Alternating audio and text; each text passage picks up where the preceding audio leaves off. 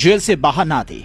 फांसी घर के बगल में कट जाती जिंदगी। बर्क को जेल जाने से बचाया, आजम को सलाखों से छुड़ाया। कौन है इमरान अल्लाह जिन्हें आजम कहेंगे थैंक्स? आजम खां को जेल से छुड़ाया किसने? यह सवाल हर किसी के दिमाग में घूम रहा है। कोई कह रहा है योगी ने मेहरबानी दिखाई, तो कोई कह रहा है मायावती अपनी पार्टी में इन्हें बुलाने वाली हैं, इसलिए सियासी सेटिंग हुई है। लेकिन अंदर खानी सच्चाई क्या है, ये सुनेंगे तो आपके भी शायद होश उड़ जाएं। सूत्र बताते कि आजम खान ने जब जेल से चिट्ठी भिजवाई थी कि वो सपा से नाराज हैं, तो अखिलेश यादव के अक्ल ठिकाने आ गए थे और उसके बाद उन्होंने अपने दो खास दूत मैदान में उतारे, जिनमें से एक नाम है इमरान उल्लाह।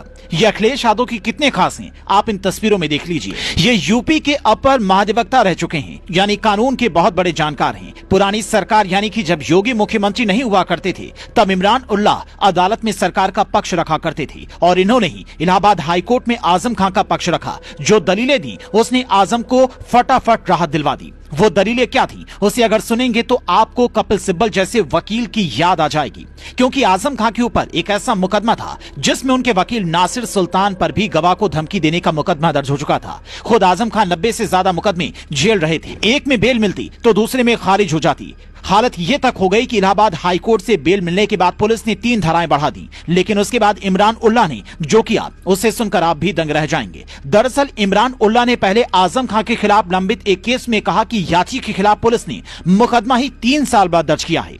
माय लॉर्ड, हमारे मुवक्किल को बेवजह परेशान किया जा रहा है। उसके बाद जब धाराएं बढ़ाई गईं और जमानत रोकने की कोशिश हुई, तो इमरान उल्लाह कोर्ट को यह समझाने में सफल रहे कि आजम खां को जबरन जेल में रखने की कोशिश की जा रही है। कहा जा रहा है कि इन्होंने आजम खां की फाइल देखकर वो जानकारियां निकाली जिस पर शायद अब तक के वकीलों का ध्यान नहीं गया था। नतीजा, आजम खां को दूसरी बार खुली हवा में सांस लेने का मौका मिला। आप शायद ये जानकर हैरान रह जाएंगे कि संभल के सपा सांसद जियाउर रहमान बर्क को बचाने वाले भी यही हैं। जब पूरा पुलिस प्रशासन ये कह रहा था कि बर्क की भूमिका की हम जांच कर रहे हैं, बर्क से पूछताछ तक हो चुकी थी, किसी भी वक्त गिरफ्तारी की चर्चा होने लगी थी, तब इमरान उल्लाह ने बर्क के पक्ष में हाईकोर्ट में ऐसी दलील दी कि प्रशासन के भी होश उड़ गए। हालांकि ये भी एक सच्चाई है कि बर्क और आजम की आपस में बिल्कुल नहीं बनती। आजम इस बात से भी खफा होंगे कि बर्क को साथ लेकर अखिलेश क्यों घूम रहे हैं। इसकी नाराजगी उन्होंने चिट्ठी में जाहिर भी की थी और अब जेल से निकलने के बाद इमरान उल्लाह को थैंक्स कहेंगे या अखिलेश को बाय बाय कहेंगे, ये वो जाने। पर 22 सितंबर को सीतापुर जेल में रिहाई का फरमान मिलने की खबर जैसे ही सामने आई, आजम के समर्थकों ने इधर राहत की सांस ली, उधर पूरी रात जेल प्रशासन चौकन्ना रहा।